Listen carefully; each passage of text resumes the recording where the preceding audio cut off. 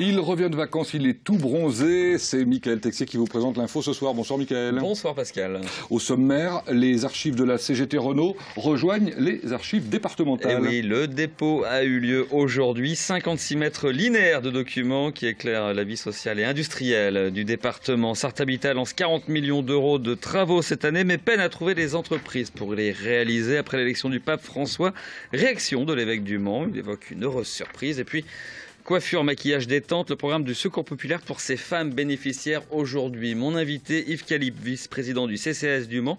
On parlera de ces associations confrontées à la concurrence à l'occasion du forum du journal Le Canard Social qui se déroulait aujourd'hui au Mans. Alors, vous le disiez en titre, une partie de la mémoire ouvrière du département a rejoint aujourd'hui les salles d'archives départementales de la Sarthe. L'équivalent de 56 mètres linéaires d'archives du syndicat CGT Renault a été déposé aujourd'hui. Des documents de 1932 à 2005, dont certains tracts d'époque. Une source inédite pour l'histoire sociale de la Sarthe. Florent Clavel. Il aura fallu leur faire de la place, beaucoup de place, 56 mètres linéaires pour ces archives de la CGT Renault du Mans. Des brochures, des tracts, des journaux périodiques, des documents transférés aux archives départementales depuis quelques jours. Objectif, leur offrir des conditions optimales de conservation. Les locaux des archives départementales sont très adaptés, tant par les conditions de conservation, température et hygrométrie, que par le matériel que nous utilisons pour conditionner les documents. Quand l'humidité est trop forte et la température également, les moisissures se développent. Dans ces milliers de pages, 73 ans d'histoire de 1932 à 2005. Les combats de la CGT, le monde ouvrier, le développement de l'usine Renault du Mans, une source inédite pour les historiens de l'industrie automobile et du syndicalisme. Ces points forts, c'est la continuité de l'ensemble depuis l'immédiate après-guerre, date de l'implantation véritable de Renault au Mans, en tout cas une implantation forte si vous voulez, jusqu'au début des années 2000, ce qui est assez remarquable en termes de continuité. La variété et la bonne conservation d'ensemble du fonds documentaire. Les représentants de la CGT officialisaient aujourd'hui le dépôt de ces archives, des archives qui ont toujours une résonance avec l'actualité. La CGT, en tout cas, reste fidèle à ses revendications, c'est-à-dire de fabriquer des véhicules là où on les vend. On vient de sortir de l'épisode compétitivité. On s'aperçoit que les voitures qui se vendent le plus sont des véhicules fiables et pas chers, mais qui sont fabriqués malheureusement à l'extérieur, en tout cas de l'Hexagone. Ces archives sur le syndicat CGT de Renault au Mans seront consultables dans quelques mois, un temps nécessaire pour les inventorier et les coter définitivement. Alors Yves Calip, on parlera tout à l'heure des associations, mais en tant que vice-président du CCAS du Mans, vous êtes aussi conseiller communautaire PCF. Ça a une résonance pour vous particulière, ces archives de la CGT Renault là, qui rejoignent les archives départementales? Ah oui, parce que j'ai longtemps été un militant syndical et CGT, donc les archives du syndicat CGT Renault, c'est important, c'est une mémoire, c'est la mémoire vivante de toutes les luttes qui ont été menées par les salariés Renault. Puis ça va permettre à l'ensemble de la population de consulter et pourquoi pas d'écrire des mémoires sur la classe ouvrière dans notre département, grâce à Renault, entre autres. Entre autres, on vous retrouve tout à l'heure. Un autre syndicat, le syndicat enseignant FSU, alerte le maire du Mans quant à l'état de vétusté des locaux qu'il occupe depuis 20 ans. Du plomb dans la tuyauterie, des fuites à tous les étages et des infiltrations au plafond des salles communes. Bref, la dizaine de personnes qui occupent les lieux au quotidien s'inquiètent. Ils demandent une rénovation des locaux ou un déménagement. Pas si simple pour Christophe Counil, en charge du dossier à la ville. Le prix exorbitant des travaux est chiffré, mais pas encore budgétisé. Joint par téléphone aujourd'hui, il se dit ouvert au dialogue avec le syndicat. Problème pour la FSU, le dossier est en souffrance depuis trop longtemps. Je vous propose d'écouter Catherine Le Gall, c'est la secrétaire départementale de la FSU en Sarthe. Il est vrai que dans notre salle de réunion, le plafond est fissuré. En plus, elle est au 3e étage avec un seul accès. Donc, en sachant que l'étage en dessous, il y a énormément d'archives, on se dit s'il y avait un incendie, je ne sais pas comment on pourrait s'échapper. On est logé gratuitement par la ville du Mans, mais c'est aussi le cas des autres organisations syndicales.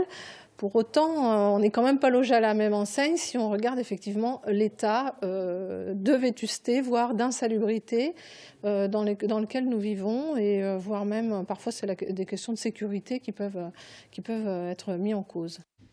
Un paradoxe maintenant, alors que les carnets de commandes sont loin d'être pleins, Sarthe Habitat peine à trouver des entreprises pour réaliser ces travaux de réhabilitation et ces chantiers neufs. Et oui, et pourtant le bailleur social investit des dizaines de millions d'euros chaque année dans le département. 40 millions précisément pour cette année 2013. Sarthe Habitat compte bien le faire savoir auprès des professionnels et faciliter ainsi les candidatures à ces appels d'offres.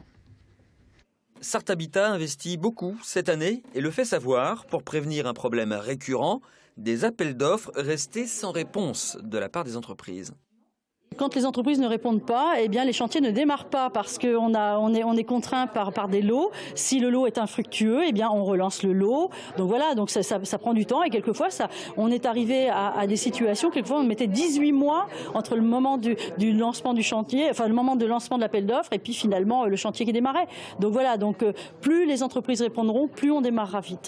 Montant de l'investissement, 40 millions d'euros cette année dans tout le département pour des chantiers de neuf ou de réhabilitation. En 2012, 110 entreprises ont travaillé pour le bailleur social. Objectif cette année, toucher les plus petites d'entre elles ainsi que les artisans qui rechignent à travailler pour Sarthe Habitat. Une question d'image. Nous avons une image d'organisme avec des prix trop contraints. Je ne suis pas sûre que nos prix soient autant contraints que d'autres, comme des promoteurs privés. Ce qui effraie, les normes environnementales, elles sont appliquées très strictement par le bailleur social. C'est aussi pour les artisans le sentiment que les chantiers seront trop importants pour eux. Sarthe Habitat se veut rassurant, une de ses salariées aide les entreprises à répondre aux appels d'offres. Des appels d'offres disponibles sur le site internet du bailleur social. Il est l'heure maintenant d'accueillir l'invité de l'info. Yves Calippe, bonjour. Alors vous êtes vice-président du CCAS au Mans. On parle d'appel d'offres avec vous à nouveau. On vient d'en entendre dans un reportage. C'est un autre type d'appel d'offres, ceux auxquels doivent répondre les associations. C'était le thème des transversales, ces rencontres en fait du journal Le Canard Social qui est organisé pour la première fois au Mans. Oui. Plus d'une centaine de personnes aujourd'hui au Palais des Congrès. Oui. Pour que les choses soient claires, quel type d'appel d'offres, à quel type d'appel d'offres doivent répondre les associations? C'est des appels à projets, c'est-à-dire que, par exemple, sur la mobilité des salariés en recherche d'emploi ou d'un premier emploi, il y a un appel d'offres à l'ensemble des associations. Il y a aussi, vers la petite enfance, appel d'offres, un certain nombre de choses comme ça qui sont soumises à appel à projets.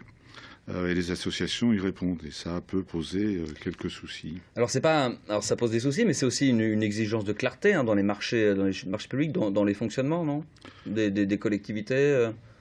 Je ne crois pas que ce soit une forme de clarté, c'est plus à un moment donné un choix et ça permet d'éliminer certaines associations qui ne pourront pas répondre à l'appel à projet. Pour vous, c'est volontaire en fait, on est là juste pour éliminer des associations. Non, je ne dis pas que c'est volontaire, je dis simplement que le résultat, c'est ça.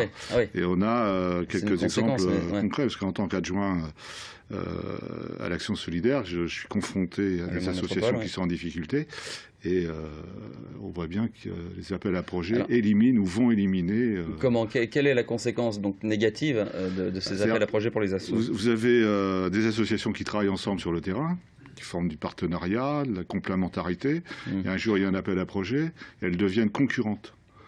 Donc à partir du moment où vous êtes concurrent, vous partagez moins votre manière de travailler, les outils que vous avez, que vous mettez en place. Il faut les garder pour vous, pour pouvoir répondre au mieux à l'appel à projet. Donc ça élimine voire deux associations. En tous les cas, ça peut les mettre en difficulté. Puis derrière, il y a de l'emploi.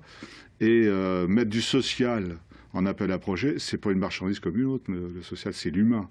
Donc il y a sûrement, de mon point de vue, d'autres solutions. D'autres méthodes, alors ça serait quoi? Il faudrait faire comment? Qu'à un moment donné, les collectivités disent aux associations qui travaillent dans le domaine du social, bon écoutez, il faut qu'on se réunisse, qu'on regarde un peu ce que vous faites, comment vous le faites, parce que nous, on pense qu'il y a des secteurs qui ne sont pas couverts. Comment vous pouvez, vous, associations, en vous mettant en réseau, y répondre, et comment nous, collectivités, on peut vous aider financièrement, d'accord, et on aide beaucoup, mais aussi en termes de logistique, voilà. Donc l'appel à projet a sûrement son utilité, mais dans le domaine social, c'est une vraie interrogation. Et les gens sont très inquiets cet après-midi, enfin toute la journée, là, avec le canard social. Les gens qui ont participé, il y avait des professionnels, des bénévoles, des élus, se posent la même question, quoi. L'appel à projet dans ce domaine peut être dangereux. Puis ça amène aussi, c'est ouvert à l'ensemble du territoire. Moi, sur la mobilité, il y a une association qui a répondu, qui est du nord de la France. Pour quel type de projet? Pour quelle Sur action? la mobilité, justement. Oui, mais quoi concrètement?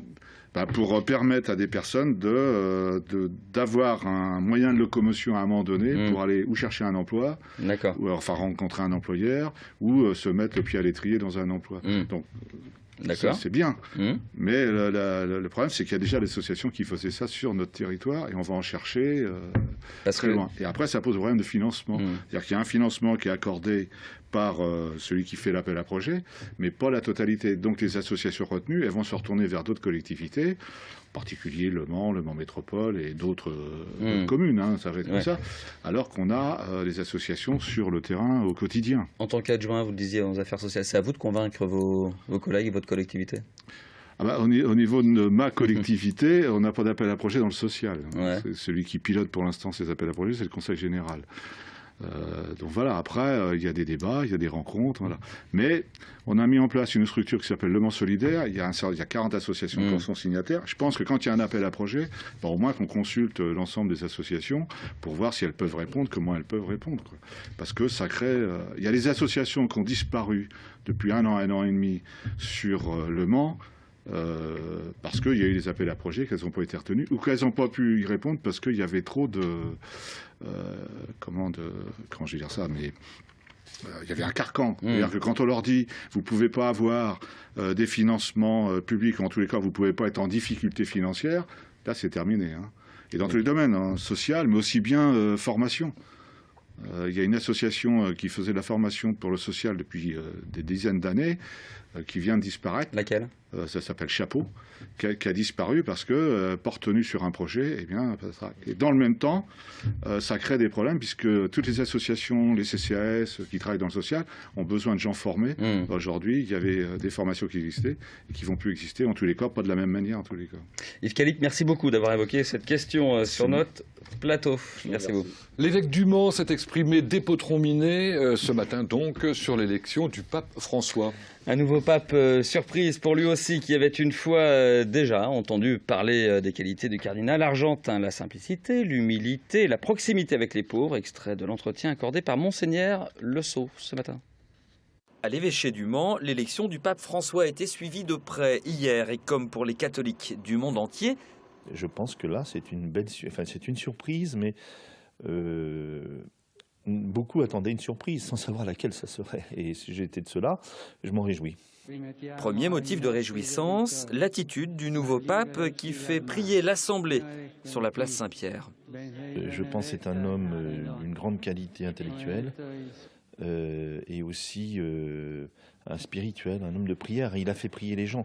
Moi, je suis très, très attentif. Il les a fait mettre en silence. Et l'un des défis du monde aujourd'hui, c'est la question du silence. Parce que le silence, c'est le lieu où on réfléchit et où on prie aussi pour les chrétiens. Deuxième motif de contentement, le choix du nom du pape, en référence à François d'Assise notamment. Et pas simplement la question de la pauvreté. François d'Assise, c'est l'authenticité, l'exigence évangélique. C'est la proximité de l'évangile dans l'histoire. Et donc je pense que ça dit quelque chose. Mais François, ça fait référence à un autre François aussi, François Xavier. Et il est jésuite. Et donc on ne peut pas penser qu'il n'ait pas pensé à François. Et François Xavier, c'est la figure du missionnaire. Et qui va donner sa vie pour annoncer l'évangile.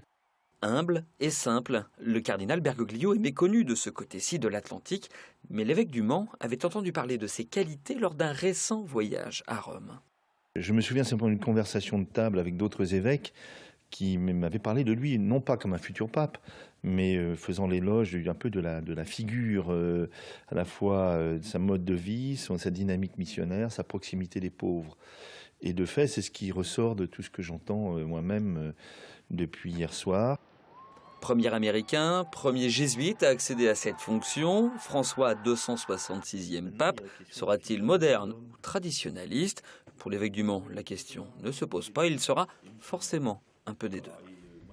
Voilà, l'horloge tourne, on parlera de ce sujet sur la mise en beauté notamment et cet instant détente autour de l'esthétique des femmes avec le Secours populaire, on en parlera donc demain. On termine quand même avec 2 infos en bref. L'accès au bassin sportif de la piscine des Atlantides au Mans fermé à cause d'une eau troublée depuis mardi est à nouveau autorisé depuis ce jeudi matin. Et puis à Mulsanne, l'enseigne Leroy Merlin va s'agrandir de plus de 3000 m². La commission départementale d'équipement commercial vient de statuer.